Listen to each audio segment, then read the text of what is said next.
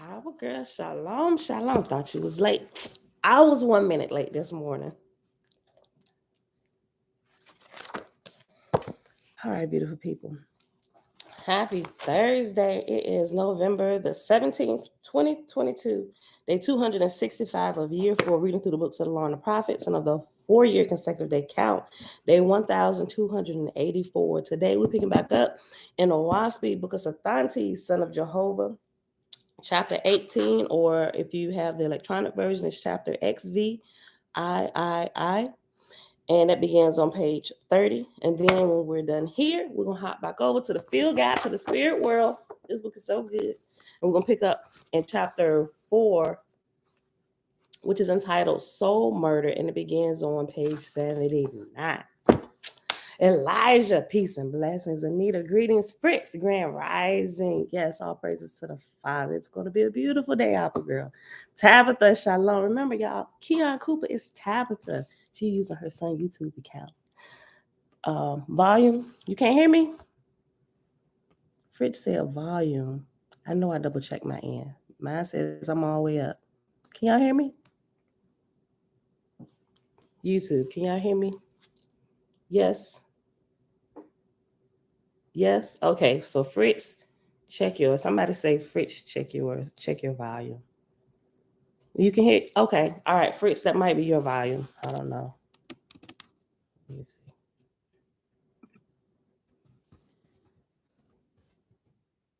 Oh, you good? Okay. I was just about to say Fritz, check your volume. Okay. Shebrew, all praises to the Creator. Miss Hannah, shalom, shalom. Auntie Belinda Brown, grand rising, Auntie.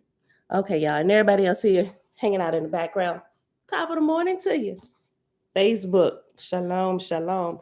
All right, y'all, let's get right to it. My Deem Ali, love and light, global purpose, grand rising, mom, shalom, shalom.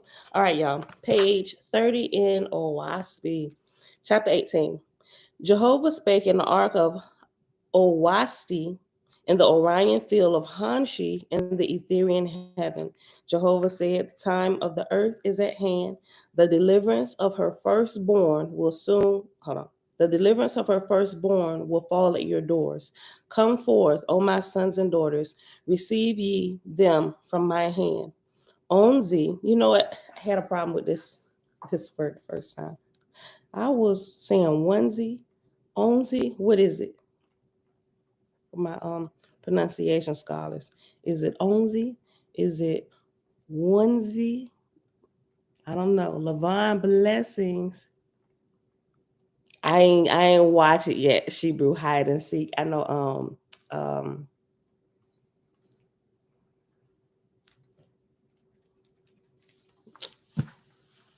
name right on the tip of my tongue. Who was talking yesterday too? But anyway, yeah. Yeah, Jamia, thank you. Yeah, I didn't get a chance. Jamia recommended she said, well, she didn't recommend. She said now she got to go back and see that, but I haven't seen it yet. It's on my list though. I'll probably watch it by the time the week is out. All right, y'all. Okay, so I'm gonna just say Onzi, right? Just in case don't nobody know how to pronounce it, I'm gonna say Onzi. Verse 2, chapter 18, page 30. Onzi, high aspiring goddess of Hanshi, and the 1,000 counselors gathered in a host of 5 million souls, emancipated, and to them the dignified Onzi spake, saying, unlike all harvests heretofore delivered to us from other corporal worlds, Jehovah sendeth us the firstborn of the earth. Let us rejoice and glorify him. O my beloved, send forth the boundaries of Hanshi and proclaim the hosts of earth upraised. Provide them with mansions and quarters, ye that remain at home, and ye that volunteer to go to the earth to receive them, come quickly.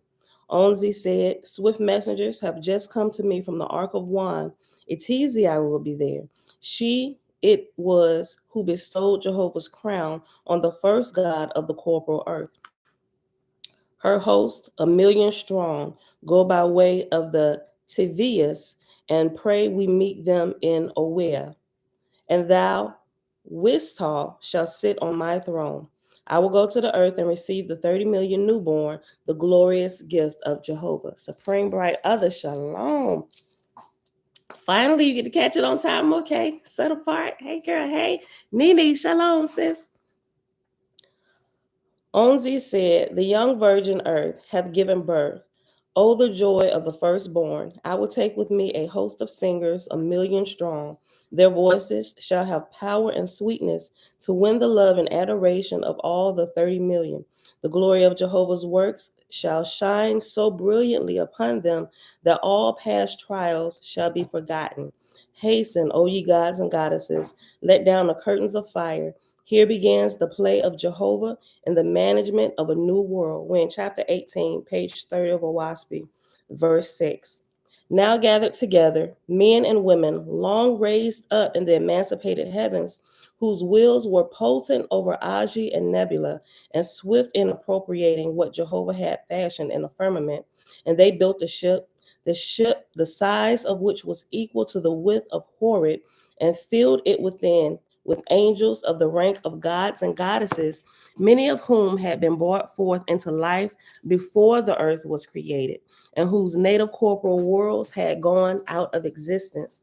And they let down the curtains from the ship, and the curtains were like flames of fire, and they reached downward, equal to the breadth of the earth. These gods and goddesses were as a unit in will, and potent and swift workmen, and the ship was laden and on her course through the vault of heaven, past the Aegean fields of Chewang, she rode swiftly. Soon the hosts of the much loved Etesii were seen in a smaller craft, highly polished and swift, making way for Oea. Up goeth a shout of joy from millions of throats, then a song of delight.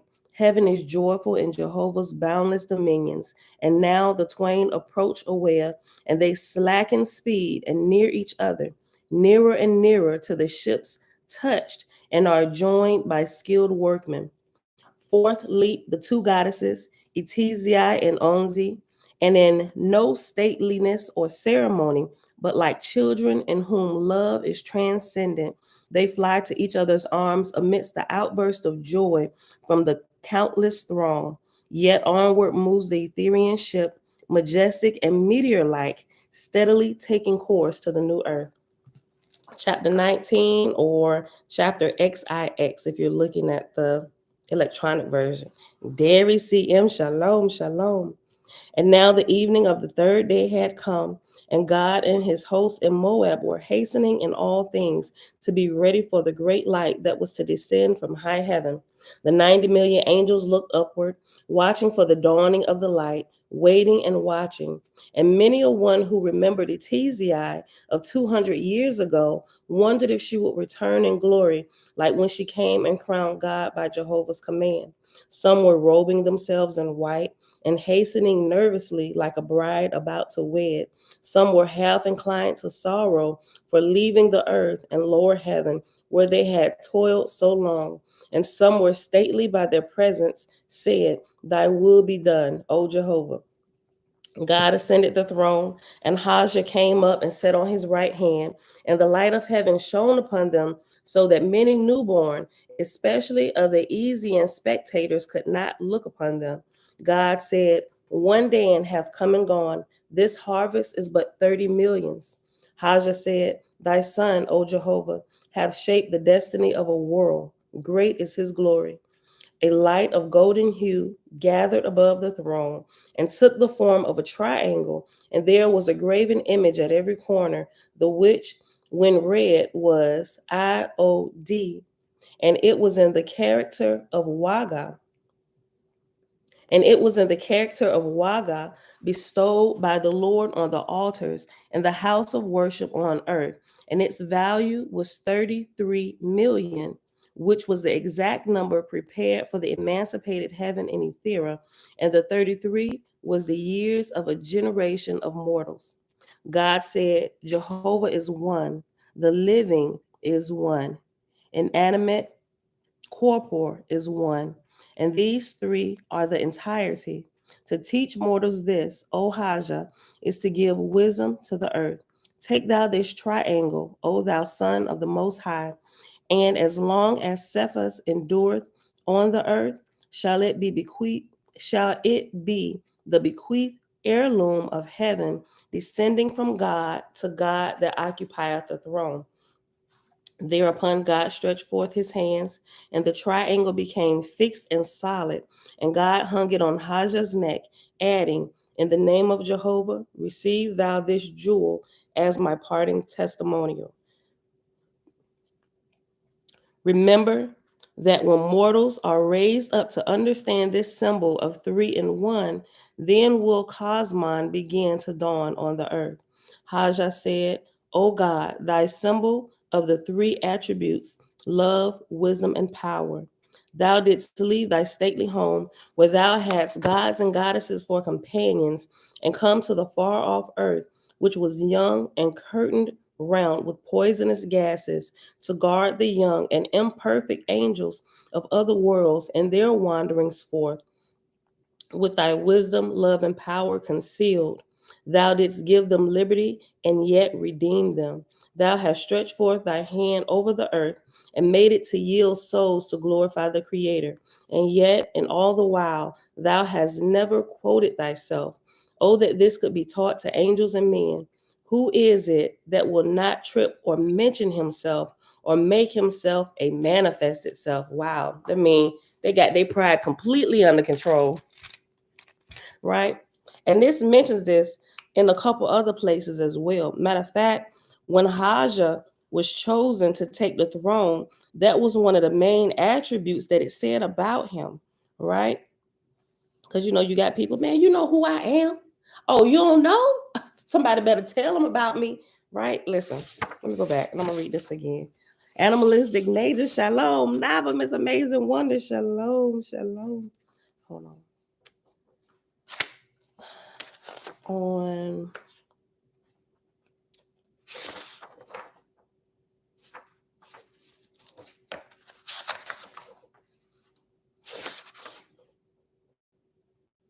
We just read it again the other day too. Hold on. I thought I highlighted it. See, I'm way too. Okay, hold on. Haja. No, that's the end. Hold on, let me go back. Somebody remember exactly where it was at? Hold on, I'm gonna find it. When Sathantes was about to go travel the earth. Okay, that's too far. Nope. Sleep.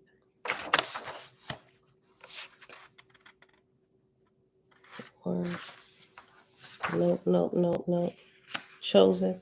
Oh, okay, here you go. Let me just put this here. Let me see.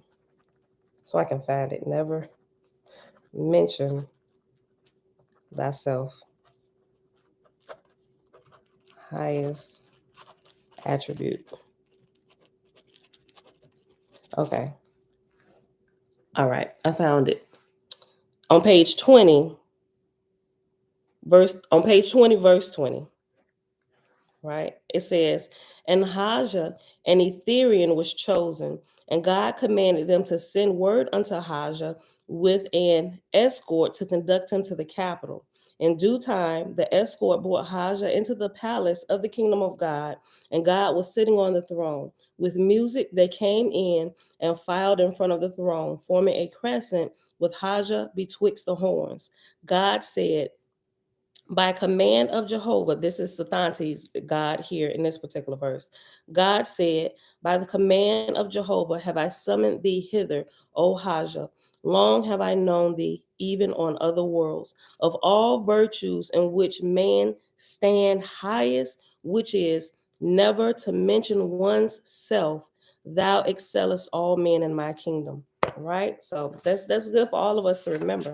So let's hop back to where we was at on page 31 and go back to verse 9, and it's talking about Haja, right? Verse 9, page 31, Book of Sathantes. Haja said, "O God, thou symbol of the three attributes, love, wisdom, and power, thou didst leave thy stately home where thou hadst gods and goddesses for companions, and come to the far off earth, which was young and curtained round with poisonous gases to guard the young and imperfect angels of other worlds in their wanderings forth, with thy wisdom, love, and power concealed. Thou didst give them liberty and yet redeem them. Thou hast stretched forth thy hand over the earth and made it to yield souls to glorify the Creator. And here it is. And yet, in all the while, thou hast never quoted thyself. Oh, that this could be taught to angels and men. Who is it that would not trip or mention himself or make himself a manifested self? Verse 10. This day I am to be crowned, to fill the place thou hast built up. But I falter and tremble like a child. Haja burst into tears, and after a little while he added, O Jehovah, why hast thou laid Haja's tears so close? Thou hast created love in my soul, and it hath grown to be a mountain. God, thy Son, who hath been my tutor for 1,000 years, and on many worlds, corporal and as, is now thrusting thy glory upon me. God said, He thou the earth and her heavens, for they are to be thine for one day. And remember also that though I ascend with my host to Ethera, yet I have charge of this world unto the completion of this cycle, 2,800 years. My archangels shall henceforth answer thy prayers unto Jehovah. And also, we learned that this Haja is who we even today call Jah, right? Or some may say Yah, right? But just making sure we're recognizing the differences between the creator and the gods, right? All praises and adoration should be lavished on who? The Creator alone, not none of the gods, right? And we know from time to time people use the terms of previous gods' names interchangeably with Jehovah, but I don't necessarily think that's the issue if you understand this, right? Depending on who your audience is and how they understand until they come up. Sometimes they will like, well, I thought Jah was created, but sometimes you may or may not want to get into them conversations, just depending on the understanding of, like I said, who your audience is and who you're around, right? But just remember, creator, right? And I have a couple different names for them. So, but we ain't gonna get into all that because this talks about that as well. Okay, listen. Page 31, verse 11. God said, He thou the earth and her heavens, for they are to be thine for one day. This is Athantes talking to Haja. He about to take the throne. God said, He thou the earth and her heavens, for they are to be thine for one day. And remember also that though I ascend with my host to Ethera, yet I have charge of this world unto the completion of this cycle, 2,800 years. My archangels shall henceforth answer thy prayers to Jehovah. Suddenly a light came down from the firmament like a new star, twinkling with a halo extending wide on every side. All eyes were turned up, full of expectancy. Hushed and still, the 90 million stood. Presently, the star assumed a brighter phase and spread its halo outward, with horns descending like a crescent, such as is formed in sacred worship when a god standeth in the midst. Larger and brighter, the light grew, and tremulous and waving like sheets of fire. Then shot down toward Horeb and Moab 3 rays of light, piercing and in advance of the central orb. And the 3 rays were red, blue, and yellow, but the crescent beyond was white, and it shone abroad over the heavens, so that the corporal sun and stars in the firmament were invisible. At beholding the majesty and grandeur of Jehovah's host descending, millions of Esians and clouded souls in the lower heaven broke and fled. Some ran and hid to avoid the threatening light. For such is the magnifying power of the Etherian flame that all dark thoughts and hidden evil lurking in the soul are magnified and made so plain that even the dumb can read through them. Millions of the Etherians on God's staff had seen such scenes before and now stood in glee, firmly firmly riveted by the joy within them. To them, 100 to 1 clung the newly raised from heaven. I'm sorry, the newly raised from earth, who had never known any other heaven save such as traveleth with the earth around about the sun every year. From these there rose millions of whisperers, saying, it is like a new death, like a new birth. Behold, a man dieth on earth, and his spirit flieth off to another world. And yet now again it flieth off to still another world. Quickly now came 3 great rays, foremost projecting, and these were the orders of marshals from the Aegean fields of Oea and Hanshi. The red lights represented Agi, the blue lights represented Oea, and the yellow Hanshi. And there were of the marshals 1,000,000, and they cast the curtains round about to cover all of Horeb, the great kingdom. Chief of the marshals was Ajing, and next to him were 5 sub-chiefs, and next to them 1,000 tributary chiefs who were masters of the ceremonies, and they came in the center of the descending 3 great rays of light, came swiftly and direct toward the throne of God. And the substance of the rays of light was like curtains of cloth, one end of which reached up to the now near approaching crescent sea of fire. When the light was near touching on the pillars of fire surrounding Moab, it slackened a little, and then more and more slowly. The chieftains leaped from the Ethereal flames and stood at the foot of God's throne, saluting in Jehovah's name. God and Haja stood up and answered the sign, then descended and went to the left and right of Ajin, and they ascended, and Ajin sat upon the throne, and the voice of Jehovah spake through him, saying, hold up your heads and rejoice, O my sons and daughters. Behold, I come in a flame of fire. I am here, I am here, am there, and throughout the place of heaven, boundless. I gather together and I put asunder the loves of mortals and angels, for they shall go abroad in my firmament and behold my glorious works. Down to the corporal world I descend and carry hence the loved, for they are mine. I will make all people look up to my kingdoms. Down to the lower heaven, I come in ships of light, curtained, curtained about with Ethereal mantles, and gather in my harvest, and gather in my harvest of new births to higher worlds more radiant. My host below shall look up and glorify my everlasting splendors. And here, I believe this mentions plate 1. Before I show it, it's going to explain this. I'm gonna just keep reading. Yeah, I'm gonna keep reading. I think when they ascend, this is the picture of that. So I'm gonna keep reading before I show this.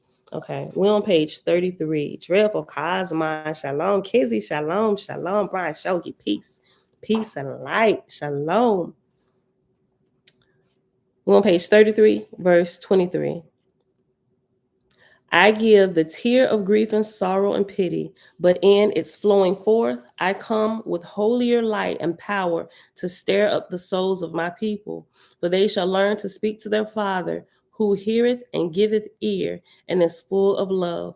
My joy is in the birth and growing up of souls, and in the joy of their joys, and in the proclaiming of their adoration for my boundless universe. I call to them in darkness, and they come forth, but they halt in the darkness, and I call again, and I send my higher upraised angels to them, and they call also. Yea, I fill the sky with splendor of my worlds, S and corpore, that I may stir man up to rise and enjoy the things I have made. The voice departed, and Ajing said, behold the glory of the heavens, O my beloved, and the reward of the diligent in heart. Jehovah liveth and reigneth, the highest, and never to be reached, forever, the forever beyond, and yet ever present. That's good. I'm going to read that again. And while reading this, I forgot, or I was reminded that I did not give my adoration of praise. So, Father, we thank you that even though you are far, you are always near. All right, let me read let me go back up to verse 23. On page 33, verse 23, I give the tear of grief and sorrow and pity, but in its flowing forth, I come with holier light and power to stir up the souls of my people. For they shall learn to speak to their Father, who heareth and giveth ear, and is full of love. My joy is in the birth and growing up of souls, and in the joy of their joys, and in the proclaiming of their adoration for my boundless universe. I call them in darkness, and they come forth, but they halt in the darkness, and I call again. And I send my higher, upraised angels to them, and they call also. Yea, I fill the sky with splendor of my worlds, as and corpore, that I may stir man up to rise and enjoy the things I have made. The voice departed, and Ajin said, Behold the glory of the heavens, O my beloved, and the reward of the diligent in heart. Jehovah liveth and reigneth, the highest and never to be reached, forever beyond and yet ever present. O thou light of light and life of life, how wonderful is the substance of thy creation. That's beautiful. O thou lights of lights and life of life, how wonderful is the substance of thy creation. Thou hast given me light to behold thy splendors, which are forever new. O Jehovah, thou past, present, and future of one time, which is and was and ever shall be. Jehovah, thou seen and unseen and potent, who has from thy very self imparted a world to all the living. Hold on. Jehovah, thou seen and unseen and potent, who has from thy very self imparted a part to all the living, who has raised up these of horrid. Glory be to thee forever and ever. And now, by certain signs and signals, Ajin directed the officers of his host to take possession of Moab and Horeb, and the marshals extended out around the place, and by their presence added new light to the pillars of fire. The marshals were decorated with the colored raiment and signs and symbols, denoting the places whence they came, and their rank as gods, and the experience they had passed through. When Ajing ceased speaking, the music of the chosen band of descending angels broke upon the place, first faintly and far off. The work of the marshals was in the work of the marshals was in keeping with the time of the music, and as the music drew nearer and stronger, so also more and more of the number of marshals descended and filed off to their respective places. Presently, the advance of the horns of the crescent and the cold wave of the falling sea of fire swept over the lower heaven fearfully and of unquestionable power.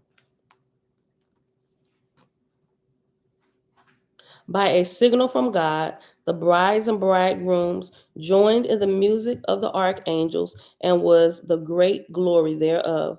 Betwixt the horns of the crescent was a star of wonderful beauty, and it came towards God's throne, reflecting countless rays of light, brilliantly and awe inspiring. And as the star drew near, it opened on the advanced side as a shell is opened, and there, with arms entwined, sat Etizai and Onzi, goddesses. And at the goddesses is reference letter I. So let's go to the end of the book on page 37. And I is the last letter reference, and it says, Etizai and Onzi have been preserved symbolically as Gemini in the signs of the zodiac.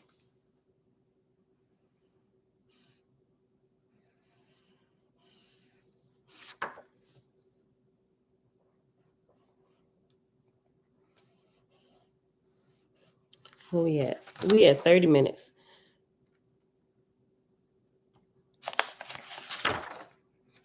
We can pause right here because we like right at the 30-minute mark. And I'll show this picture Um, I'll show this picture tomorrow. Well, I'll show it right now. Plate 1, right? Because I believe it explains it a little more why they're when they're taking off. But you can kind of see this crescent and a star, right? This is on page 32, and this is plate 1. And plate 1 is entitled Earth, Lower Heaven, and Ethereal Hosts Descending. I mean, I guess it is appropriate to show it now. Okay. So right here, remember this is the star betwixt the horns of the crescent, right? So it's like a half moon. So this is the crescent and a star betwixt it. And normally when they come together and there's a God in the midst, that's normally how it is, right? Everybody forms around in a crescent, and this would be where the God stands at when he addresses them, right? Okay, so this shows them descending down because it's about to be a graduation. And that's for Facebook, and this is for YouTube. I'm sorry. Uncle JB, Grand Rising, Key. Shalom, shalom. Okay, so we'll pause right here because that actually, at the end of that, when we read the footnote I, that was the end of chapter 19. So we'll pause right there and put page 33.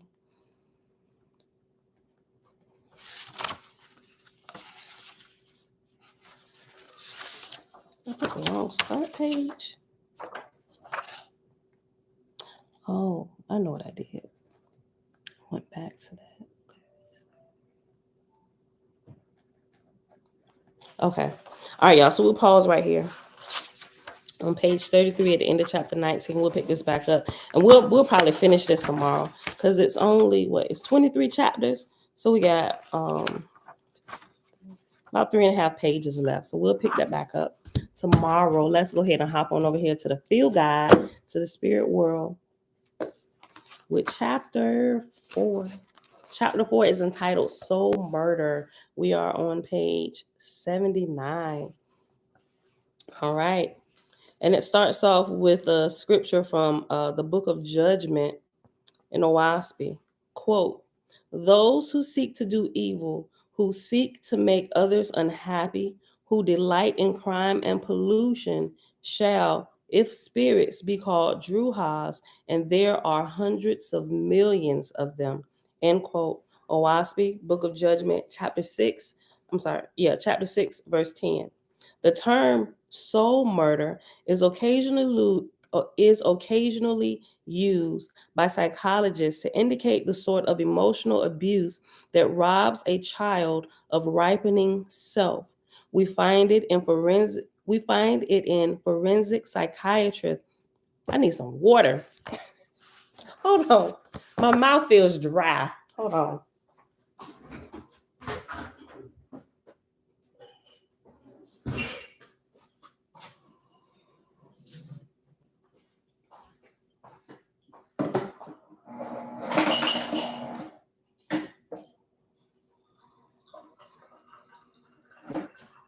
Sheesh.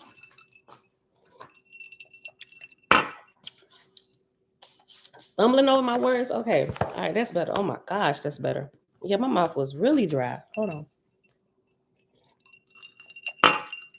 I try not to get water in the morning to break my fast from the night before.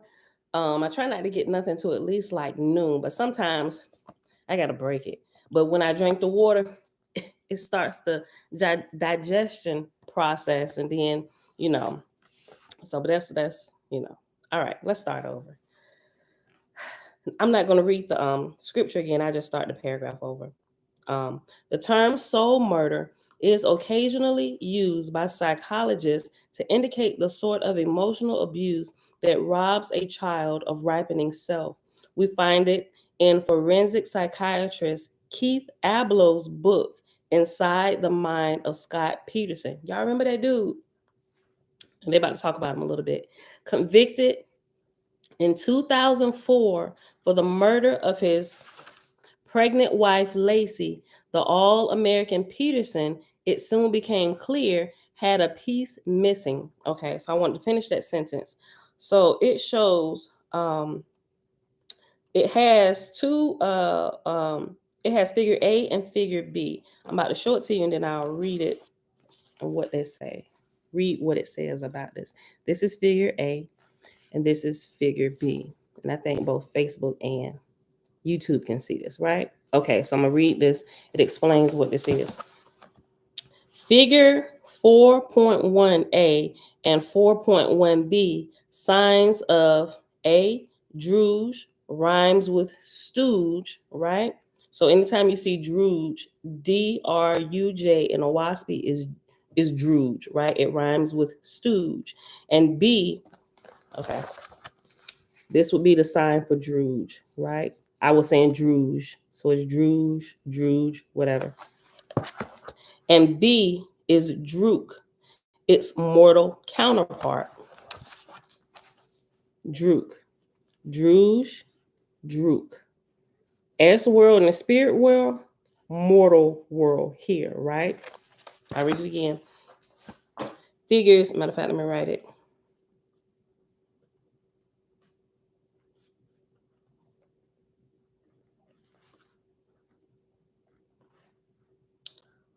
Mortal counterpart. All right. So A would be spirit, B would be flesh, right? Drew look like an aspirin, Kevin? Possibly. Okay. Figures 4.1a and 4.1b, signs of A is a druge, rhymes with stooge, and B, druk, its mortal counterpart. One of the most ancient words for wandering spirits of the lowest grade is druhas. In Persia, the word has been retained, signifying spirit of falsehood. In India, it means lost spirit, while in the Eastern European word Dracu, as in Dracula, probably has the same origin. As there are on earth paupers and vagrants and beggars and criminals, so are there in Hada, Hades, or church says hell, spirits that are a great trial to both mortals and angels. End quote. And that's Oahspe, Book of Leka, chapter 21, verse 2.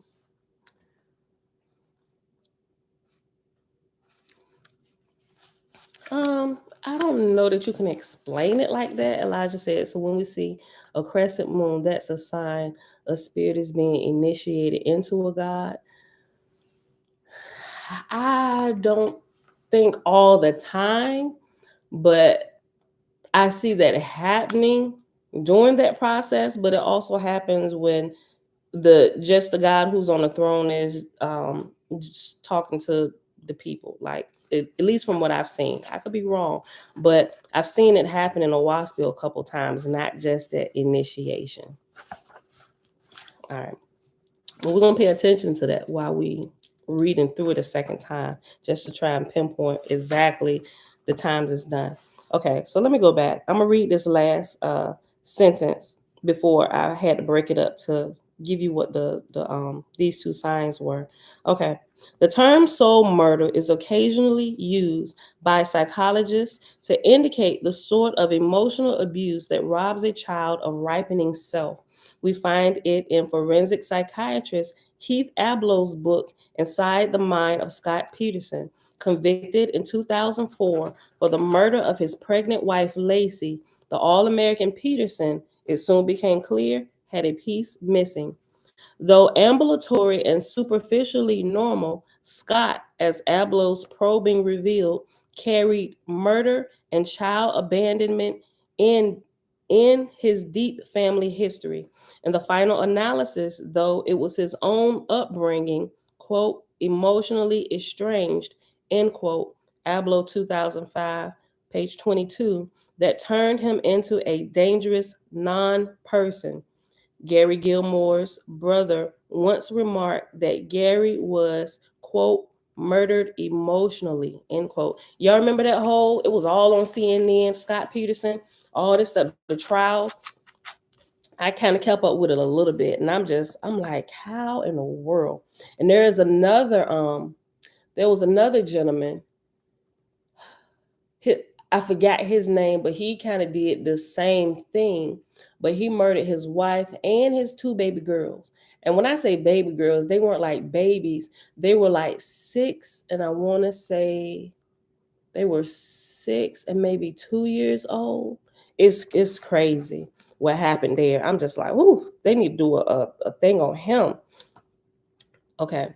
Non-person. Hold on, let me go back up. No, I was right. Okay. The second paragraph on page 80, y'all. Non-person is a suitable catch-all for vacant self, hollow man, and is in fact the translation of the Russian word for sociopath, psychopath. And there's an asterisk after sociopath forward slash psychopath. And down at the bottom, the asterisk says Russia may be the only country with a higher murder rate than the United States. Go back up. There are two basic ways to become a non person, and they represent the two extremes of parenting. In a nutshell, we will soon expand on the subject. There is, on one hand, the overbearing perfectionist, spoiling, quote, helicopter, end quote, hovering type of parent. On the other hand, at the opposite end of the spectrum is the cruel, neglectful, trashy, abusive, rejecting type of parent, which was the end of the spectrum that Kevin's mom was, that we seen in Split, right? She was at this end of the spectrum. Either extreme, it seems, can engender hold on. They broke the word up and it threw me off. Psychologically, no, that's not psychologically. I'm about to look this up before I screw this word up anymore. Hold on. Hold on, y'all. PH. I'm sorry. That's why I'm getting it wrong. It's psychiacally. I think it's psychiacally. Hold on. PS. PSYCHICALLY.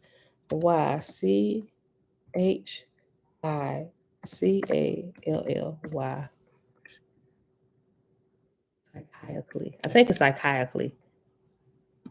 Psychically. Psychically. Okay. I was close enough. Okay. Let me go back. On the other hand, at the opposite end of the spectrum is the cruel, neglectful, trashy, abusive, rejecting type of parent. Either extreme, it seems, can engender a psychiacally damaged child with no real sense of self. Quote, my son has done nothing wrong, end quote. Mother of Scott Peterson, Abloh 2005, page 96. Scott Peterson, a child of the first type, was raised by a mother who would, quote, suffocate him psychologically, strangle everything that was uniquely him, gold plate her trophy son, and entomb him in her vision of the perfect child. Anything but the perfect child would not be tolerated by his parents. He would have to be nearly invisible to avoid their wrath. There are myriad and subtle ways a mother can tell her son that he must cease to exist as a person, that his true self must essentially disappear. End quote. Abloh 2005, pages 63 to 64. Before going further, let me say this. Nothing stated in this chapter is meant to be an excuse for crime. We only want to understand. Early trouble doesn't get anyone off the hook. It isn't a get out of jail free card. We're not bleeding hearts, and we certainly do not want to let lethally dangerous offenders back on the streets. Our only purpose is to enlighten. What the legal system does with such damaged goods is a separate, though related matter. That said, we plunge into our investigation of these psychic badlands. Quote, teetering on the brink of non existence, Scott Peterson was absent, buried inside himself, a gaping black hole. End quote. Abloh 2005, pages 97, 107, and 147. In short, an abeyant self, which may prove to be an open door to the most unsavory class of discarnates, Druhas, the loose cannons of the lower heaven, Hada. And this is why I would defer and this is why I would differ with Ablow's statement that Scott was, quote, spiritually dead, end quote. 2005, page 22. Far from it. He was, quote, very easily led, end quote. Indeed, his void self was a magnet for disembodied entities. Quote, it's the fashion in modern New Age philosophies to deny the very existence of entities dedicated to committing evil in all its guises. New Agers readily embrace various concepts of benevolent incorporeal entities, guardian angels, guides, transcendental masters, a supreme cosmic intellect, etc., but deny the possible existence of any malevolent ones. End quote. Robert H. Codington, Earthbound Conversations with Ghosts. In our general naivety, or is it denial, we speak of spiritualism strictly as a realm of love and light. Spiritology, though, frankly encompasses both the dark and the light. Isn't it time for the vaunted consciousness revolution to include, or at least acknowledge, both sides, the light and the dark of human potential? Quote, obsessors are mostly earthbound spirits. Some of them may commit acts of revenge or do other harm. And if an evil personality gets in control, the obsessed may be driven to criminal, insane acts. End quote. Nandor Fodor, Between Two Worlds. Quote, the dragon of vengeance, end quote, as the late great Paul Lindsay, author and FBI veteran, phrased it, operates from both sides. In Polynesia, Marquesian Islands, for example, quote, returning spirits of the dead wandered in the country to avenge themselves, returning from Hades, the kingdom of the dead, in posthumous vengeance to persecute and torture another hated person, end quote. Williamson, 1933, 2, chapter 2, I guess 2, was that 2 verse? It looks like a scripture verse, like chapter 2, verse 45 is 2 colon 45. Quote, it would be more dangerous when I die, end quote. Angel Moratino Resendez, the railway killer. Quote, evil spirits are both yourselves and the dead, whom ye have slain, death penalty, still live to torment you in spirit. Though their bodies be dead, they obsess you to deeds of wickedness. For even as mortals delight in vengeance, so can the talent grow until its feast lieth in the fruit of hell, Hada. Think not that by the slaying Think not that by slaying a man thou art rid of him. Millions of angels who in mortal life were tortured or put to death take delight in evil, wandering about sometimes in gangs of hundreds or even thousands. End quote. Oahspe, Book of Fragapati, chapter 19, verse 10, and chapter 37, verse 4. Book of God's Word, chapter 18, verse 4, and Book of Judgment, chapter 32, verses 16 through 17. This just reminded me of something that I saw yesterday, right? And yesterday when I saw this, this completely made us change our traveling plans that we had planned for the family this next summer coming up, going to Mexico. It's too much crap happening in Mexico at Airbnbs and stuff, and people dying. Granted, some of the stuff with this last young lady, and I didn't even. My husband was like, "You ain't seen this? This has been on the news for like the last week." We were out somewhere, and he was like, "Man, that's sad." He said, "I don't know what in the world going on in Mexico." I was like, "Yeah, I don't know, but I'm thinking we really should we really should change our plans because we was taking the kids. Look, I say we completely changed. We ain't going to Mexico no more.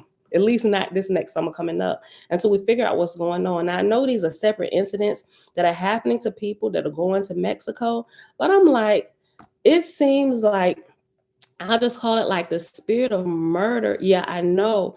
Yeah, the hotel fight. Her friends, yeah, her friends killed her. Right. I looked at all that, but the point is, people are being murdered when they go to Mexico. I'm like, whatever powers and principalities, the spirits who are in chaos that are in there, I'm like, they are amped up at this moment when people cross the border into Mexico. This is not the only thing. There are quite a few in like the last couple of weeks that I seen with people going to Mexico and they being killed.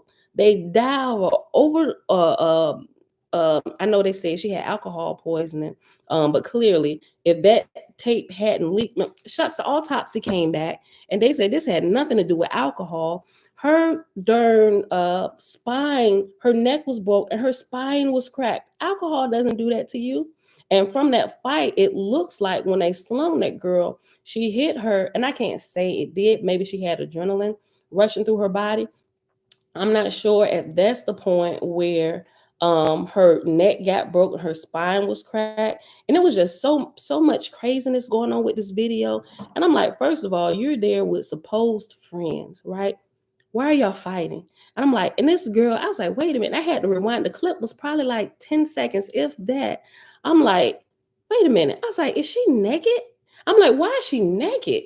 And she wasn't fighting back. I'm like, she could have been poisoned. Something. I was like, I just don't see. Like, if I was naked, they could even rip the girl's clothes off. I don't know. I'm just running all these scenarios in my head. So it seemed to me she had to have been semi kind of drug out of it somehow, not to be fighting back naked, right?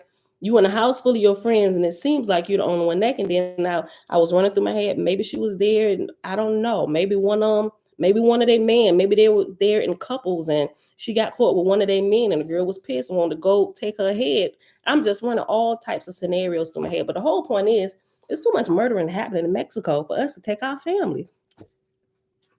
The spirits there that I don't know. I don't know. Zachariah, shalom. It's been bad in Mexico for a while. The media just don't cover it. I believe that. I believe that. Yeah. So you said Dominican Republic too. Look, all these places we wanna go to places kind of close to give our children their first experiences going. Actually, we've been having our passport. I've had my passport for a while, but everybody's been having their passport for a couple years. Like, we got to get our first, the family got to get their first stamp. So we're trying to plan a place to go, but we didn't cut that off. And it was between Mexico or Punta Cana. I was just like, I don't know. We can probably need to go to Europe or something. And so we just like, you know what, we're gonna change that.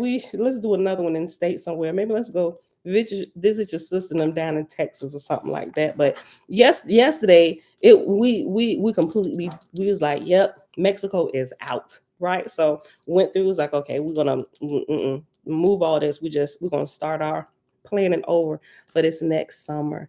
Yeah, but yeah, it's just, that's what this reminded me of. It's just, I don't know, because sometimes depending on what's happened in a place, the spirits that reside there, which is why, like in a good example, like Chicago, because the high murder rate, and not just Chicago, but we see they show Chicago all the time, right? And I've lived there for a little over 10 years. My husband is from there, right?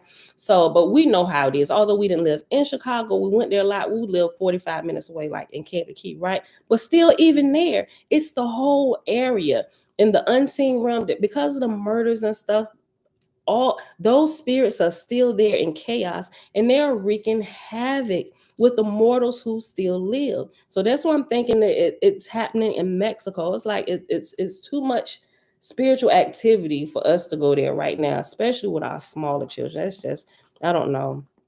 Listen, I'm gonna read this verse again. We're gonna keep going. We're on page 82. Evil spirits are both yourselves and the dead, whom ye have slain. Death penalty still live. I'm sorry, I'm reading that wrong. Evil spirits are both you and yourselves. I need to slow down. Evil spirits are both yourselves and the dead, whom ye have slain. Death penalty still live to torment you in spirit. Though their bodies be dead, they obsess you to deeds of wickedness. For even as mortals delight in vengeance, so can the talent grow until its feast lieth in the fruits of hell. Hada. Think not that by slaying a man thou art rid of him. Millions of angels who in mortal life were tortured or put to death take delight in evil, wandering about sometimes in gangs of hundreds or even thousands. Oahspe, Book of Fragapati, chapter 19, verse 20, and chapter 37, verse 4. Book of God's Word, chapter 18, verse 4, and Book of Judgment, chapter 32, verses 16 through 17.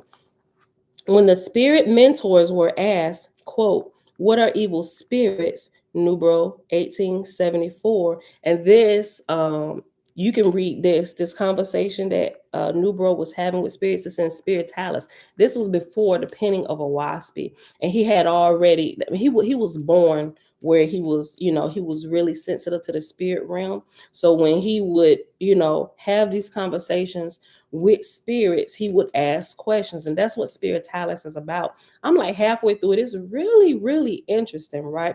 To see where he was before penning of Oahspe, how spiritually inclined he was, and just like the process of all of this over time, right? Oh, and speaking of that, the college responded to me. They're tallying up everything, like my total page count and everything. So they want to make sure they give me the right price and everything. Don't nobody worry about that. We taking care of all of that. But they should be getting back with me again today to let me know the total.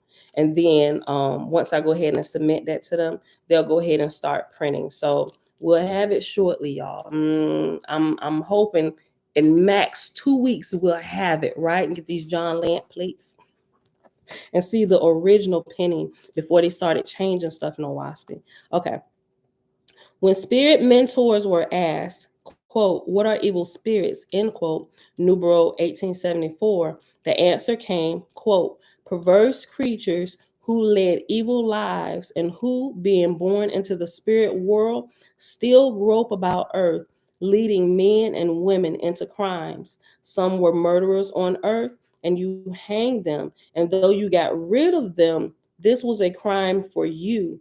For these hangings are visited back upon your society. For spirits influence people to criminal acts. End quote. This was before the penning of Oahspe. This is the answer John Newbro got when he asked this question of the spirit realm. Let me read it again. Listen. When spirit mentors were asked, and would listen, and don't think, I know some people are all, they just kind of get all off on this, right? Anybody who's spiritual, right? We ask questions. It seemed like we talking to ourselves, but you see me all the time, like, Father, what is that? And I'll get an answer. Like I will literally hear an answer, right? So this is what's happening now. Is it the Father directly? Well, I believe that I'm in line with the keynote, which is the Father. So whoever is relaying the answer to me, the answer comes directly from the Father, right? So, but I can you to test all things that you get, right? So this is nothing weird for those of us who are spiritual. We know we can ask a question and we can literally hear an answer. Sometimes it's like I hear it audibly, but most of the time I hear it coming from like the inside of me, right? It still flips me out how I hear it sometimes, like coming in my ears like this, like, ooh, I know that just sounded like a physical voice. How did you do that?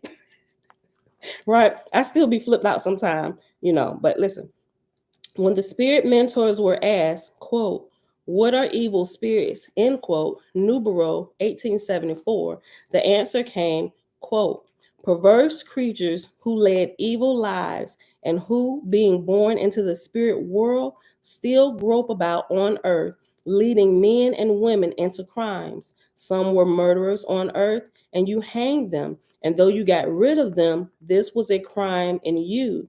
For these hangings are visited back upon your society, for spirits influence people to criminal acts.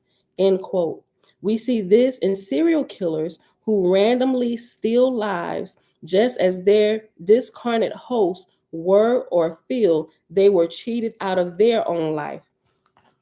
History is full of homicidal lunatics with psyche sufficiently compromise to hear the voice or talk of spirits, but knowing nothing of the unseen world and its inhabitants, they jump to the grandiose conclusion that that voice is God himself or the very devil.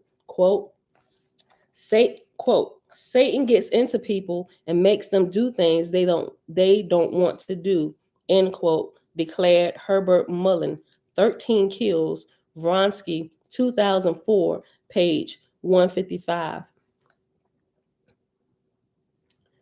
They have called their wicked spirit familiars everything from divine inspiration to Satan. More likely, these men are the dupes, the stooges of highly negative entities, some of whom themselves were criminals back, some of whom themselves were criminal in life and seek vengeance or quote desire to experience riotous living again by finding a host body to continue their career of crime. End quote. Maury, 1988, page 102. And right under this, there's a picture of John Wilkes Booth, right? This is figure 4.2, and it says a lithograph of John Wilkes Booth by J.L. Maggie, illustrator of, quote, America's most lurid disaster scenes, end quote. And I'm not sure if you'll be able to see that clearly, but this is for Facebook. Make sure that's not blurry. Can you see it? Hold on. Like, if you can't make that out, that's John Wilkes Booth would look like a devil over his shoulder, right? Okay. It's a little lighter on YouTube when I'm showing it. Okay. Where we at? 719? I go a few more minutes. Okay, go to page 84. Okay. Among most psychologists, it is a knee-jerk reaction to label the hearer of voices a paranoid schizophrenic. It is not so much the label that bothers me as the assumption that those voices are hallucinated. In fact, the visions and voices of the criminal psychopath may be a form of depraved clairvoyance or clairaudience verging on demonic possession. Surveying the most extreme, most wicked crimes, we find at least half of them involved in some nefarious clairaudience. Here are some examples in Table 4.1. Okay, so I'm going to read all of these. Table 4.1 is murder and the voice. And then just in case y'all didn't know, if y'all are indeed hearing a voice, but it's telling you to do bad stuff, don't listen to it. It's probably not the creator, and it's probably not anybody in his line of light, right? It's coming from the earth realm. This embodied once human beings who have rebelled against light and truth, right? Don't listen to it. Test all things that you hear. I cannot stress that enough, especially those of us who can hear spiritual things, right? That's one of the first things you absolutely have to learn. You have to test all that you hear and what you see, your dreams and visions, you have to test them, right? Because some of my people out here looking crazy, right? And they said, God told me, or God told me to do it. And you got some of them, Satan told me to do it. What? But they're telling the truth though, right? Listen, okay. In the table, at the top, the borders is killer's name, their crime, their experience, and then it gives the source. So I'm gonna read it in that order for each line, right? I'm gonna read the killer's name, I'm gonna read their crime, their experience, and then the source, right? Okay. First one, killer's name. Amina killed her children. Heard the voice of Allah ordering her to sacrifice her children. End quote. Now let's just, bronze. Listen, hold on. Kerwin, 1997, page 254. Now, how many of us can tell who this voice really was? She said Allah, right? Allah told her. Allah is just another term for God, right? She's essentially saying God told her to do it, or Allah told her to do it. But who told her? Was it creator or did it come from somewhere else other than creator, right? And bronze, exactly. Church folk do it too. The Lord told me to tell you, right? I steer away from people, especially if they always got a word from the Lord for somebody. Just stay away from them and they shenanigans. I ain't got time for all that crap. And they act like they so spiritual. And I just smile and I just go about my way, right? I won't even engage. I'll be nosing and see what they telling other people. I'm like, they ain't caught that. Oh my gosh, you about to be duped. Okay, we know that this was not creator talking to Amina, right? Amina killed her children, quote, heard the voice of Allah ordering her. Ordering her. That's another key. Ordering. Creator allows us to choose, right? He'll let you see the matter all the way out to the end and let you realize. And he'll sit and talk like, okay, baby, know what you think. Was that the right way to go? Or should you have considered something else?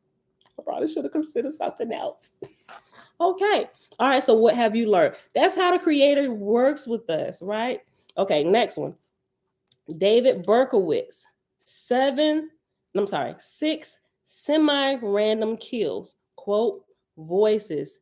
Thousands of them urged him to act. End quote. Klausner, 1981, page 195.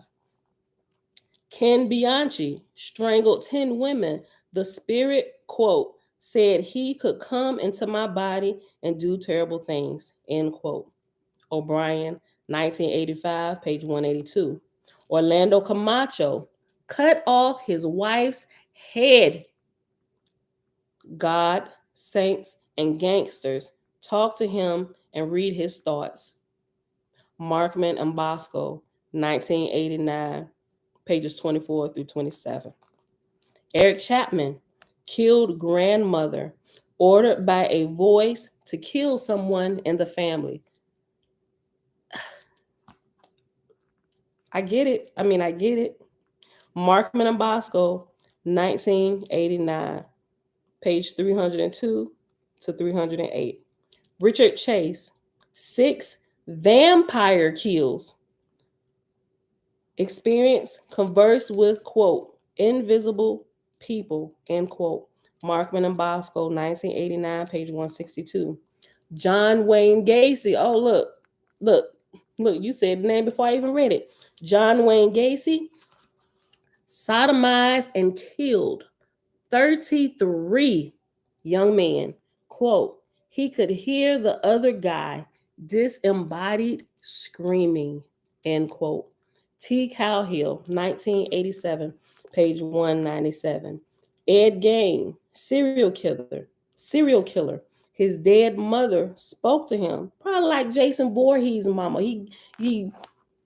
Yeah. Douglas and Oshliker, 1998, page 371.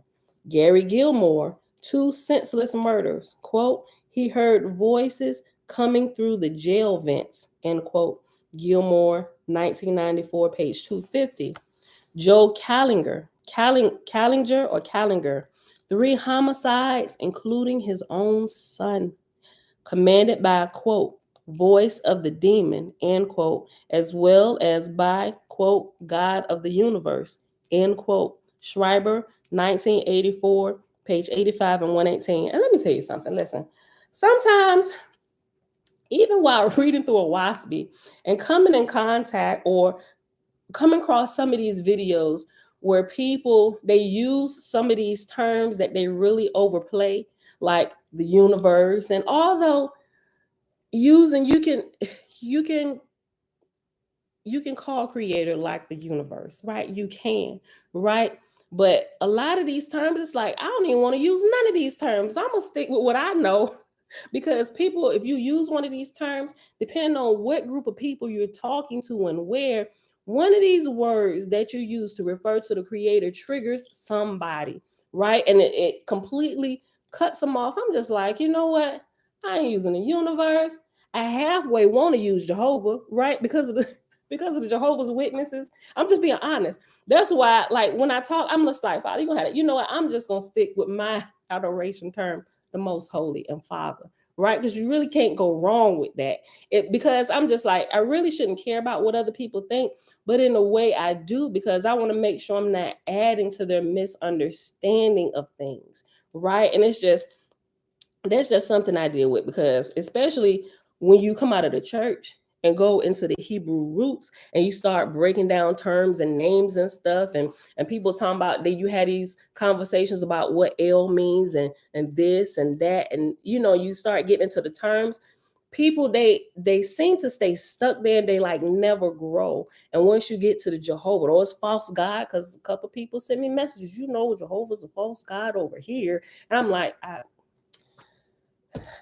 I didn't really have the strength to kind of go back and forth. So I just didn't respond to it. And I'm not sure if you're watching, but I purposely didn't respond because there is more information that I feel like you should have. Right. So sometimes when I realize people are lacking information because I used to be there, right? I won't engage. I won't For a while, I just won't engage. And when we come across it and we get into it, I may say a little bit about it just to help with the information that I've gathered so far, and in hopes that you will add it to your learning as well. Like, put it all on the table, right?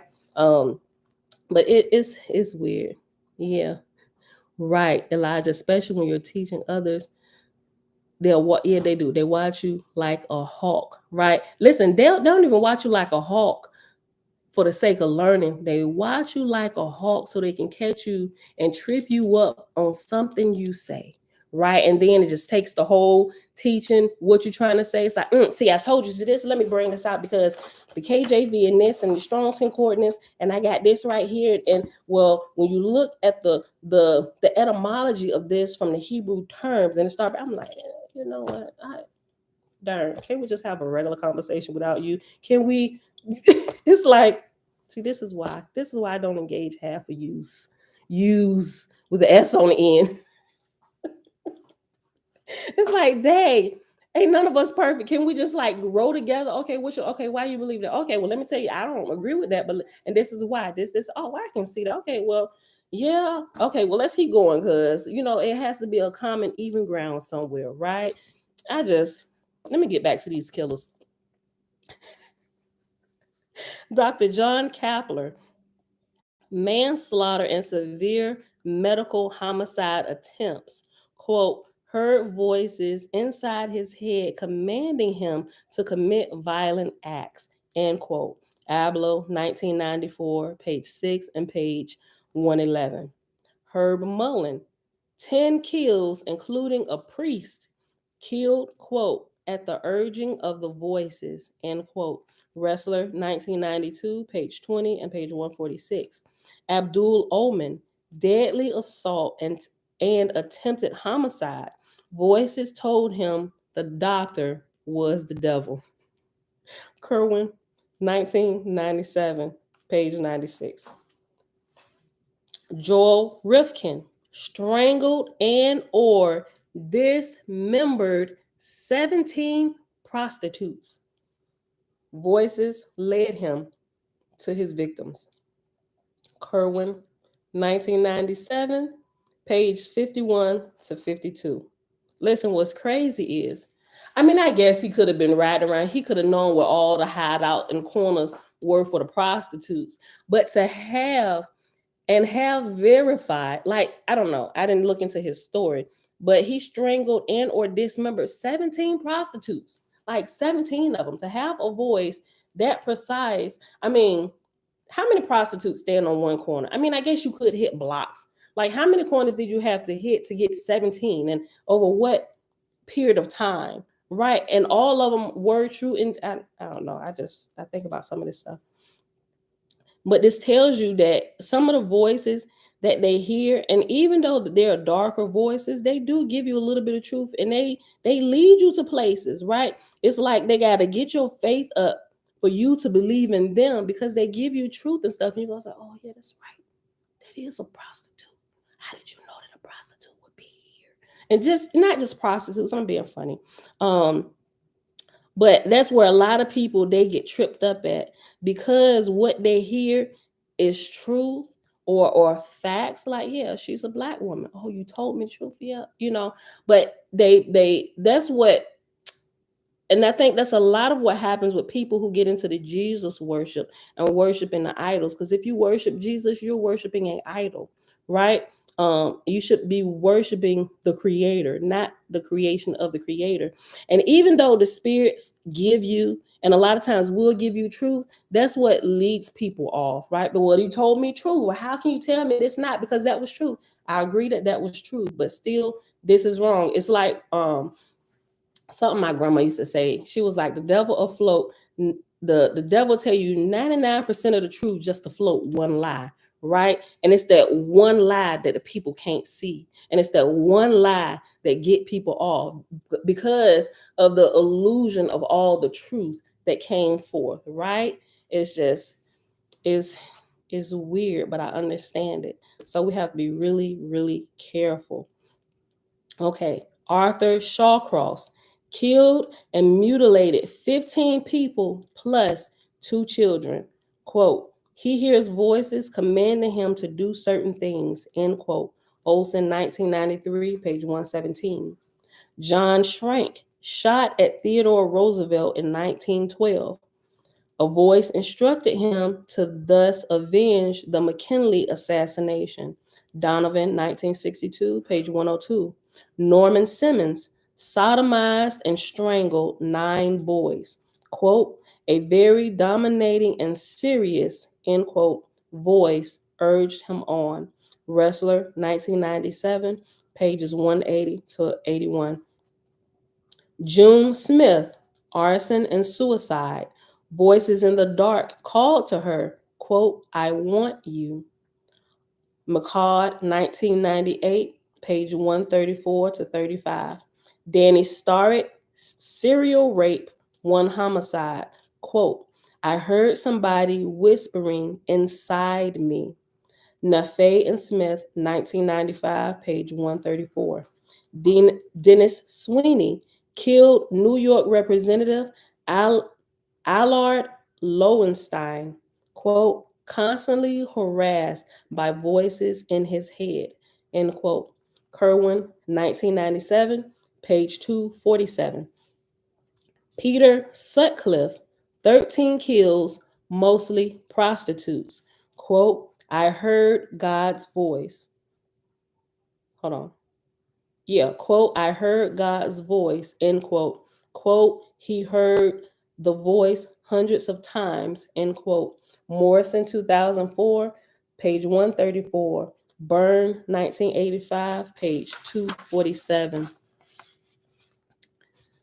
Elijah said, when you come out of the churches and you look at the other teachers, you truly don't want to be fooled and want to find the creator, which is hard. I know, right? That's why it's like we yeah, I agree, right? It's like we looking at everything. As I put everything on the table, we sick of being fooled. Christianity had us duped for way too long, and we look foolish, at least in my estimation now. When I look back at some of the stuff, I'm like, how, like that is, oh my gosh. And so now I'm asking everybody questions. Like if you got questions, this is the place to come, right? We're gonna read over your manuscripts or your holy books or whatever you want to call it, and we're gonna see, right? We're gonna put it to the test. Some people don't like that, right? Because they still into, like, I had to block, other than the people that come in here posting porn links, there was like 2 people that I felt like I had to block. And I don't really block nobody, right? But this one particular person, I blocked them because I could tell that they from what they were saying, they were Christian, right? But the filth, the disrespect, and I even put you can set up parameters on your YouTube channel, and I blocked out like all the curse words and stuff so people can't type it in. I try to keep the disrespect at a minimum, right? Like ask questions as long as you're not disrespecting nobody. But this person, because he felt like he felt in his estimation that I was leading people away from the Father because we're checking into stuff, and he really didn't like when we was reading through the Anunnaki Bible and stuff like that. This is blasphemy.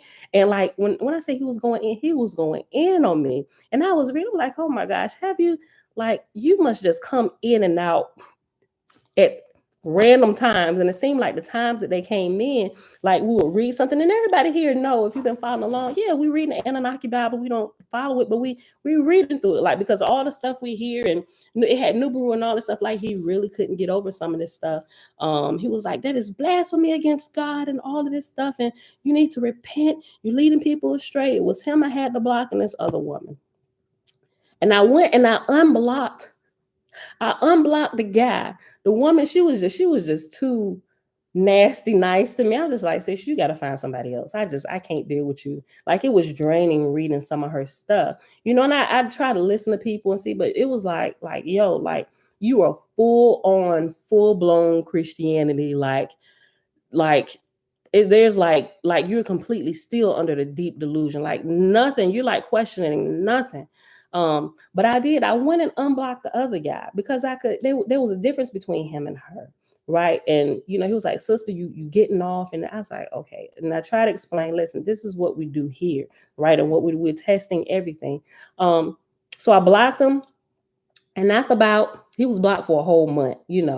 um and then I went and I unblocked him. But it seemed like he was watching my page, just waiting to see if he would ever be unblocked, because I don't know if he had I don't know if he was checking daily to see. But the day I unblocked him, he was back up there with the same garbage. Like, you must have been watching me from another channel or something. And it was like he just picked up with his berating me, like, went, and it got to, at first he was like, sister, you're getting off this and this and that. And I was trying to explain to him, listen, this is what we're doing here. We're going through everything because we came out of the deep delusion in Christianity, and we want to make sure we ain't getting led astray. So we're questioning everything, and we're going to read it out loud. We ask some questions. I allow people to ask questions here, and it's just like, and I literally had to go block him again. I was like, I can't deal with this guy. I'm looking at his channel and stuff, and it's classic Christianity stuff. And I get it if that's where you at, but it's like, man, I already told you what this channel is about. If you don't like it, you can just like not come, right? And he came just to leave comments and sending emails, and it's crazy. I don't get it, people. I'm like, grow up. Like, ain't nobody making you stay here. Like, if you don't like it, just turn the channel. Okay. So that was the end of that was the end of this chart. Yes. Yeah, boy, chill. You just open your eyes.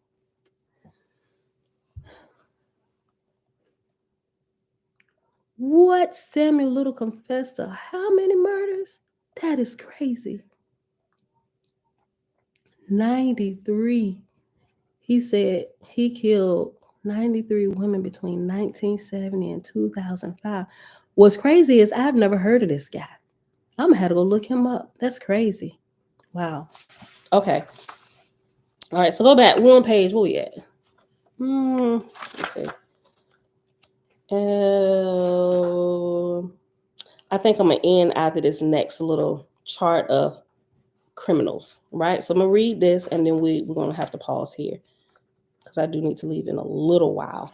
Not directly, but in a little while. So it'll give me a little bit of time to, like I said, read over this next portion. We're gonna end on page 88. Okay. So on page 86 at the top, quote, that insurgent horror lay caged in his flesh where he heard it mutter, end quote. Robert Louis Stevenson, The Strange Case of Dr. Jekyll and Mr. Hyde. In a similarly strange case, The Strange Case of Dr. Clapper, Keith Ablow, a decade before tackling the Scott Peterson saga, took on the harrowing story and mind of Dr. John Kapler, the California anesthesiologist previously discussed. The sinister voices arousing Kapler had instructed him to administer the wrong medicine to his patients. Quote, I attempted to kill 3 patients, end quote, Kapler later confessed. Spirits also urged him to, quote, jump in front of a bus, end quote, or as he got in his car to kill himself in an accident. The so-called hallucination commanded him to, quote, commit mayhem, end quote. Yes.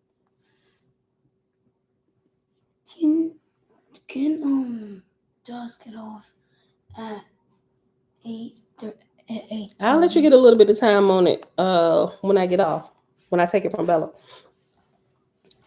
Only on the percipient, only the percipient knows how powerful, authoritative those commands can be. Driving along, he heard voices and felt possessed.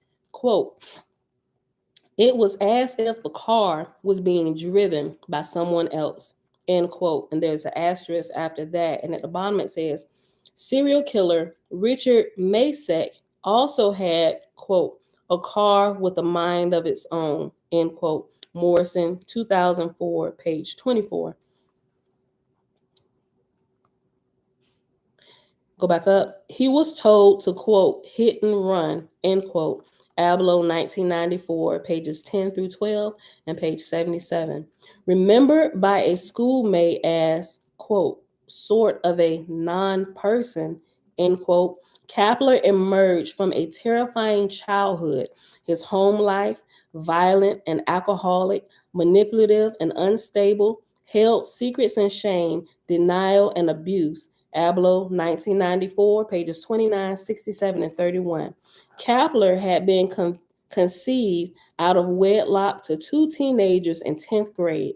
It was a big family secret that caused him lifelong shame and turmoil. It didn't help that both parents drank and fought. Fisticuffs, dishes flying, constant screaming, or that the only child they beat, there were three, was John. All this set the stage for devastated self. Sheesh. Quote, humiliation obliterates him, a man, end quote. James Baldwin, The Evidence of Things Not Seen, page 87 at the top. Inside was a void, prey to usurping entities who dictates hold on, psychiatric, I'll be messing this word up, psychiatrics. Psyche is actually tryst. Inside was a void, prey to usurping entities whose dictates psychiatrists label, quote, command hallucinations, end quote. But were they, or had Kapler's empty vessel of self attractive negative controls, his own persona, quote, enemy occupied territory, end quote, invaded now by, quote, a destructive agency, end quote, what Abloh called a, quote, dark domain of demons, end quote. Kapler was in the grip of a force he could not shake. Quote, do I have to do it? I was begging the voice not to make me do it, end quote. Abloh, 1994, page 111, pages 52 to 54, 41, and 89. The voices were, quote, inside his head, end quote. And as John himself put it, quote, I don't go through any thought process. I just do what it says, end quote. As Manfred Gutmacher, as Manfred Gutmacher, 1960, page 59, put it, quote, the usual role of thinking is conspicuously absent in these cases, end quote.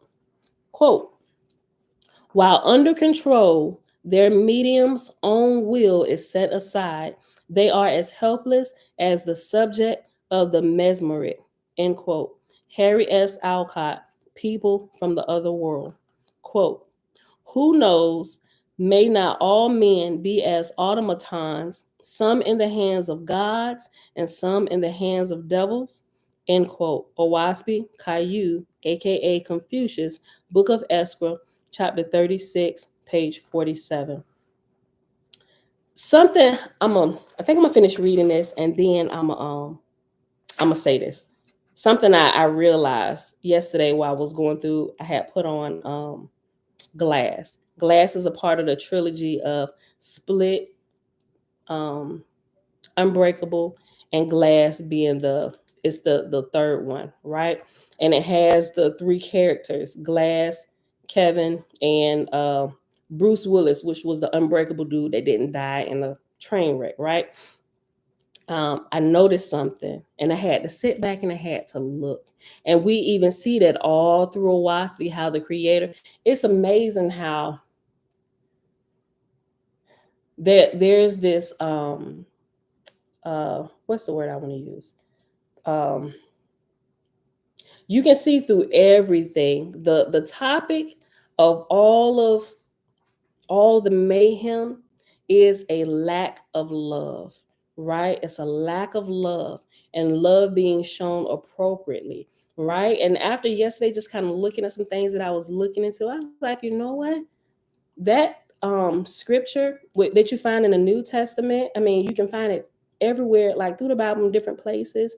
But truly, love does conquer all, and that's how the Creator feels about everything and our responses to people, even when they do us wrong. Like we should always respond out of love. Now I know coming out of Christian church, like I ain't no punk, you ain't gonna run over me. You go through that whole thing, right?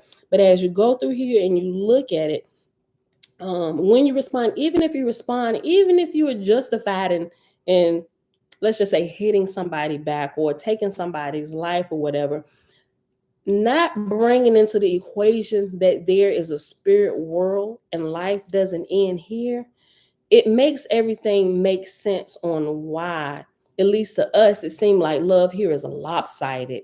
But if we include in the equation the spirit realm, which is constantly superimposed over us and which we are a part of and which we will all be born into, it's like we don't see the fruition of the whole equation of love and why we're told to practice it the way we're told to practice it here. We don't really understand it until we get there. And it's like, oh my gosh. Even thinking about Moses, how he cursed Pharaoh, right? The whole love thing. And even then, when Pharaoh was delivered at that time after he's already in ethereal at a certain level. He had to go back and he wept and he repented before the creator, and he regretted that he had ever put that curse on Pharaoh. He said, I should have just forgiven him. You know, I'm just like, man, it's just, I don't know. I'm understanding this a little bit more, and I'm a shit out because I had to type it out. Listen, let me finish reading this, and I get into it just a little bit more. Okay, listen, I'm gonna read this quote again. Who knows? May not all men be as automatons, some in the hands of gods and some in the hands of devils. Oahspe, Caillou, aka Confucius, Book of Escrow, chapter 36, verse 47. We know quite a bit about the automatons performed by the fully entranced medium who produces, say, automatic writing or automatic drawing without a thought, quote, without a thought of my own, end quote, William Howard in Fodor, 1966, or by the sleepwalker or the person speaking in tongues. We need also to understand the deranged automatons of the criminal. And we're going to read this right here. It's going to give these other killers, and then we're going to pause after this. Okay, with the bottom of page 87. Instances of criminals automatisms include: one, David Berkowitz, serial killer, total change of handwriting, seen also in the Zodiac. Allen's, quote, handprinting did not match Zodiac's, end quote. Excuse me, Gray Smith, 1987, page 209. Also seen in the MPD case of Henry Hawksworth, whose author Dana wrote in, quote, handwriting different than his own, end quote. Hawksworth, 1977, page 229. Fred Coe, serial rapist, quote, he was like a robot, end quote. Olson, 1983, page 77. I also found the word robot in descriptions of other killers: John List, Joe Callinger, Ted Bundy, Arthur Shawcross, Gary Ridgway. J.W. Gacy or John Wayne Gacy, serial killer, quote, it was not his voice, end quote. Gacy was a sleepwalker and hyperpraxic. Morrison, 2004, page 82 and page 85. Several sleepwalking homicides were labeled, quote, non insane automatism, end quote, Kerwin, 1997, page 137. Joe Killinger, Homicide, quote, something is speaking through you, end quote. There were also strange, quote, automatic movements, end quote.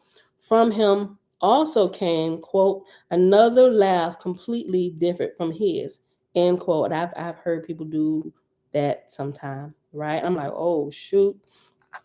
Listen,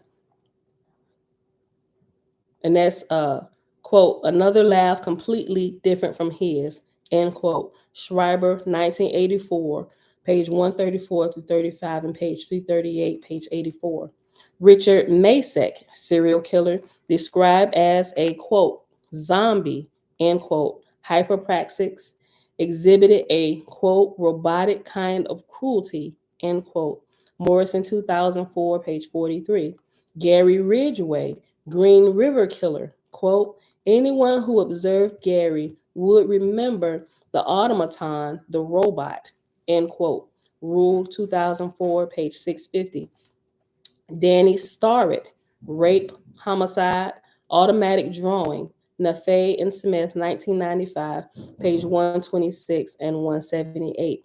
Dan White, Homicide, quote, it was like a reflex. I wasn't thinking, end quote. Blinder, 1985, page 44.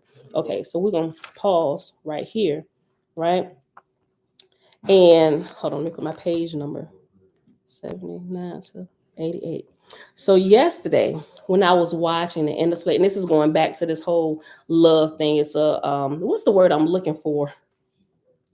This common theme thread that flows through everything. Even watching like superhero movies and cartoons when they're teaching lessons, the ultimate lesson is always love, right? Love conquers all. But here is something that I noticed. Okay, so you remember watching Split? For those of you who watched, I haven't said long enough, long enough now over the last week or so that I'm sure everybody probably went and watched or at least seen it before.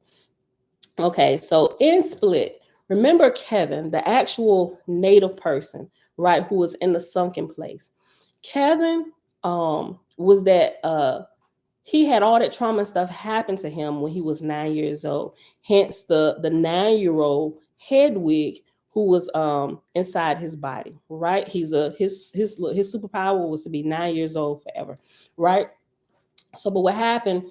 Kevin, not just at 9 years old, but he had all this trauma inflicted upon him when he was younger by his mother, and when his father left. So that was a story that was told to him that his father left to go get his mother help, and he never returned. So he had this anger toward his father when he didn't really realize his father didn't just leave him and never come back. His father actually died, right? And if you watch these three movies together, Unbreakable, Split, and Glass, it's a trilogy. Kevin's father was on that same train with Bruce Willis, the Unbreakable guy, superhero, right? He died on that train crash. So it wasn't till Glass where the Beast or Kevin found out that his father had actually died and didn't just leave him, right? Because he was upset because how could you leave me with a deranged mother that you knew she beat me? And he was trying to help his mom get free because she had mental issues going on with her, right? But if you do a deep dive into Kevin's mom, although they didn't do it here, but for somebody to inflict that type of pain, especially on a child, they got some stuff going on with them that happened to them, right? And they're kind of like repeating cycles. So they didn't even get it to his mom, but you can clearly tell that if you understand these things, right? Okay, so the whole point of bringing all this out, remember when Kevin would come to, right? He would come to himself. He would break through, come out of that sunken place where all the other altars were controlling his body. Remember Casey, the girl that got free.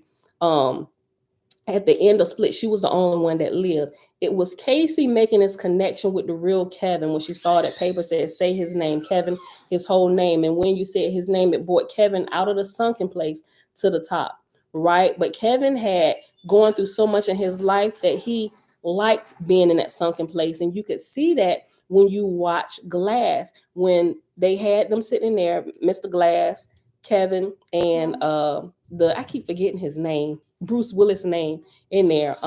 She called him forth, and Kevin came out, and he was like, why do you guys keep calling me? I don't want to be here, and he would be like crying, and he would just go, like Kevin would choose to go back in and let the alters take control of his body. But when Casey recognized that, because remember, Casey had gone through trauma. She was molested by her uncle, and she was a cutter. She began cutting herself, right? The pain would, like, we ain't gonna get into all that. But anyway, she understood what Kevin was going through. And so she made a connection with Kevin, her abductor, her killer, whatever you want to call him. But she recognized the different personalities. And so she would try to talk to Kevin. And you would notice they showed it they showed just a little glimpse of it when she touched him, right? When she touched him in Split, it was like it kind of calmed him down a little bit, but you see it even more so. You just get a quick glimpse of that. You don't really, if you're not paying attention, you miss it. But it's not until Glass, when they bring Casey back and she's going in there and she go to talk to him, and she said, "Can I talk to Kevin?" No, they called his name, brought Kevin up. And when Kevin came, she put her hands on him. It's like that touch, right? Because think about studies that they do with children, right? They separate some, and I think this is a cool study. I really do. They get a group of children and they separate them and they just kind of leave them to themselves, no physical human touch. And they have the ones that they pick up and hold all the time, and they constantly getting this interaction. Well, the ones who don't get any kind of touch, they're kind of like depraved of things, and they grow up cold, and it's like, they have a lot of issues going on with them because they didn't get that whole nurturing portion of life with physical touch and stuff like that. And so what happened was, and you can kind of call that love as well. So anytime she put her hands on him and Kevin was there, it would literally calm the beast. And even when the beast had manifested, in Glass towards the end, like he was full blown beast, is like, don't go near him when that altar was there, because the beast eats people. Literally, the beast eats people, like cannibalized, right?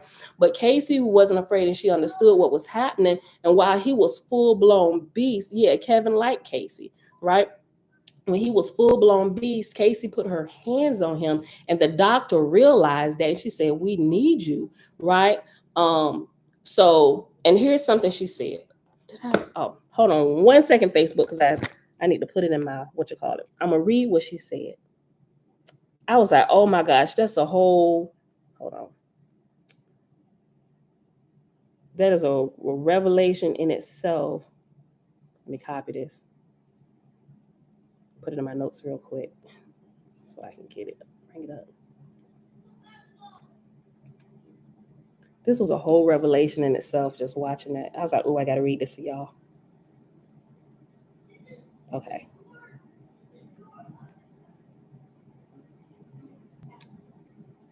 Uh-oh.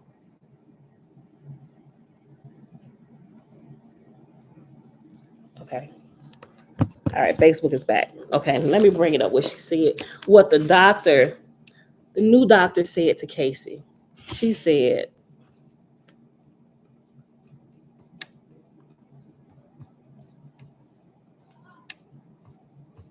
let's scroll up.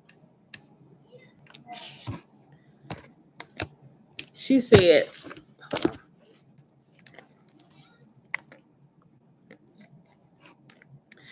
the power of true love, physical affection, it's like something supernatural. And it's the lack of it that has caused this. And only the true version of it can heal it. And her name in that movie is Dr. Ellie Staple, right? And she said, when she said it, I was like, wait, what she just say? Because I had already been looking into a lot of this stuff, right? And I'm like, love definitely is the key. And we don't see the fruition of that for real here until we get into the spiritual realm. Like, because we completely don't really bring in this factor. Because a lot of time we don't realize that we're spirits here. And this is just the first phase of life for us. We have to literally learn um how to conquer and what's the word, we got to learn the elements here and all this thing, because it's a part of spirit, right? But then when we're really truly born and we no longer have this flesh, this anchor, all of these things, you can kind of begin to see why you had to learn this here, right? I'm gonna read it again. She said, let me read it one more time. I wish I had a bigger what you call it so I can not have to do all this shuffling between screens. She said the power of true love, physical affection, and she noticed that when Casey touched Kevin, right when he was the beast, and it literally calmed the beast down and it brought Kevin out. And even if it was any kind of other altar there, by her touching him and like Kevin calling him, it would literally, it don't matter who was on the scene, the beast, and the beast was considered the strongest altar of them all, right? Like, don't, like, he's the strongest. He, like, the beast is our hero, right? You don't come, you don't mess with us. Love calmed the beast and brought the real person back out, which was Kevin. And it said the power of true love, physical affection, is like something supernatural. It's the lack of it that caused this. And in the movie, it's the lack of the love that Kevin got from his mom when he was a child that created his deranged state of mind with all these multiple personalities and disorders and all these things that happened to him, right? And it said it's the lack of that that caused this, and only the true version of it can heal it, i.e. Casey, her noticing that when Casey, because she truly cared, and it's crazy how all this happened. How do you begin to care for your murderer? It's crazy. um but when she realized what was happening to him, she felt bad for him because she was like, I've been there. I understand. I was abused as well, right? And even at the beginning of Glass, when she first came back to see him locked up in that same asylum, you know, um, when she was talking to him, she let him know. She said, "My uncle is in jail." She said, "I did that," meaning she conquered her fears, her beast, her abuser, the one who was abusing her, her uncle who was raping her and molesting her throughout her life. She finally got enough strength and courage to speak out about it, and her uncle was now in jail, right? And she said, "He's in jail. I did that, Kevin. You can do the same thing," right? Trying to walk him through the process of being healed, right? He has to he has to acknowledge, for one, like, yes, I've been abused. I want to kill him, right? But that's not the case, right? And she just kind of a little bit, if watching the movie, you see how she walks through the process and she shows him, she's literally trying to help him get free, right? Because if he would acknowledge these things, he would himself be able to overcome all these multiple personalities and all these other spirits that are inhabited in his body, and he would gain the strength to kick them out. And I thought that was so amazing just watching that. I'm gonna read it one more time, y'all. Listen, that, like I said, that was just a revelation in itself to me. She said, doctor said, the power of true love, physical affection, is like something supernatural. It's the lack of it that's caused this, and only the true version of it can heal it. And Casey in this movie was the true version of love, right? Forgiving because you realize that your abuser has themselves been abused, right? And um, she kind of empathize. I think that may not be the right word, but she looked past all the all the stuff that's up in front. She was able to see the deeper issue, right? And she was able to, well, he died at the end, but at the end you could see as he was dying, he said, I'm gonna hold on to the light, right? And in Split, they have this saying like, hold on to the light, or you're going to give the light to the multiple, meaning those are the ones that's up front, those are the ones you talking, that's the one you talking to. And going into the void, into the darkness, meaning that you are abeyant self. You don't even want to have parts of this. Let somebody else drive my body. But Kevin, at the end, you can see that he got it. He said, you know what, I'm going to hold on to the light to the very end. And he chose to be present. He chose to be there, not allowing the other multiples to control him. Although they was freaking out, they was wigging out that they was about to lose this host, right? But eventually, in the end, the host did die along with Kevin. Look, and after they all died, here I go back. Thanks for Oahspe. I'm like, now all of them been born into chaos now. Kevin too, right? So But yeah, I thought that was really really good. So if y'all get a chance, that's I don't know, that's good. Somebody should I don't know. I just like using movies because they're really good visuals. But I think that's a good one to look at. Wow, at least one of the ones so far. We ain't even halfway through the book yet. But that's one of the good ones. That little trilogy is good because you can see a lot of this stuff in there. It gives you a good visual to look at, right? So, Unbreakable, Split, and Glass. Matter of fact, I want to say Unbreakable is the first one. Unbreakable, yeah, Unbreakable and Split, because in Unbreakable, if you don't put it together, there is there is a woman and a little boy after the train wreck, which is an indication of Kevin and his mom when he was 9 years old. You will see him. They're walking through. I'm not sure.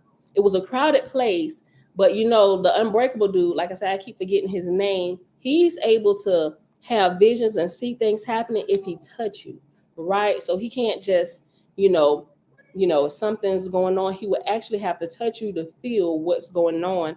And he when he bumped he was walking through this crowded place. He had on his little rain poncho that he had on. He happened to walk past Kevin when he was 9 years old and his mom, and he bumped into his mom. And when he bumped him, you will see it. You got to go back and watch it. You will miss it if you're not paying attention to it. You had to watch it a few times just to even catch all of that. He bumped when the poncho dude Bruce Willis bumped into Kevin's mom.